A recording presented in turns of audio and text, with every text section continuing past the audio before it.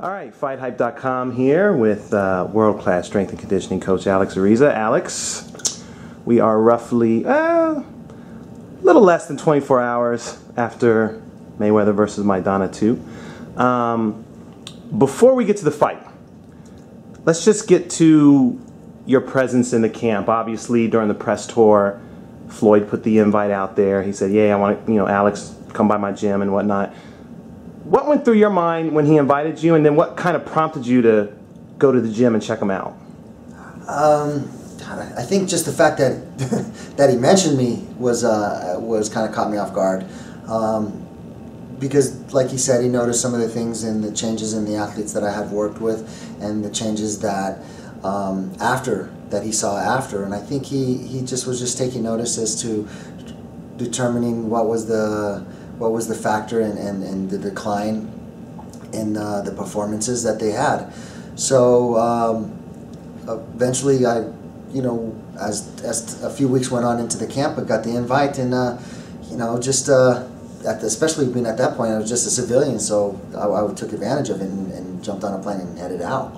So when you showed up to the gym, obviously, there was no formal process or anything like that. You just kind of showed up and said, "Hey, I'm here to see Floyd Mayweather train," right? Well, no, there was some setting up. He had his right hand, Kichi, called me and organized the whole thing and set it up, the times and things like that. So no, he took care of me from the moment I really got off the plane and had everything set up and coordinated to when I got there. But as far as being able to get in, because obviously it's not the easiest thing to do.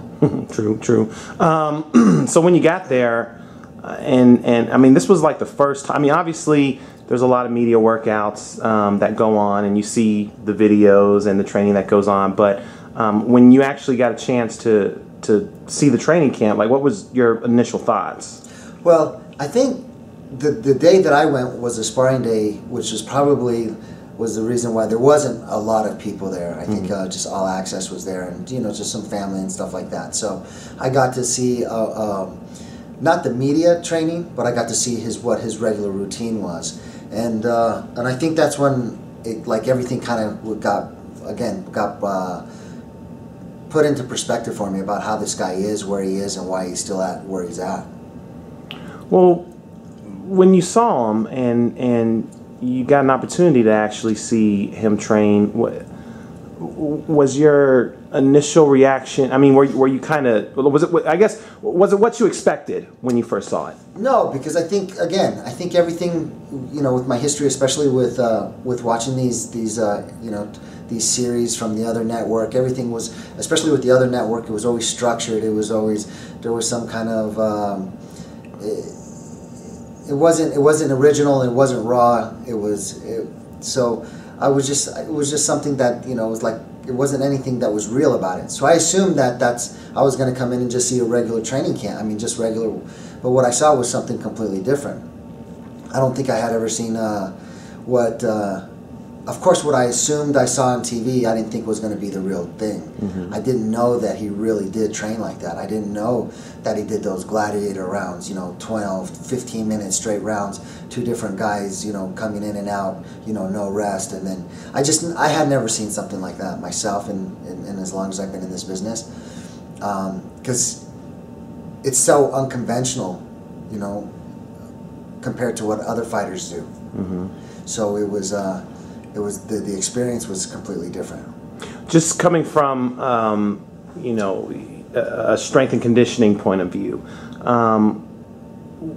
was it surprising to see the way he trained? And let me rephrase that. Was it surprising to know that he is one of, or actually the top athlete in our sport, and get a chance to see how he's training and the methods that he uses?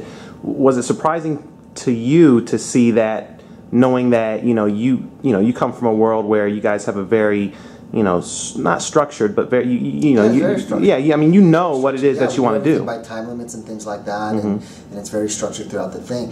But I think for me, Floyd being his age, and I and it was always a presumption of my own when I was preparing my fighter that, hey, I got to get my guy is physically conditioned and strong to hopefully push Floyd through a limit that he's never been to before.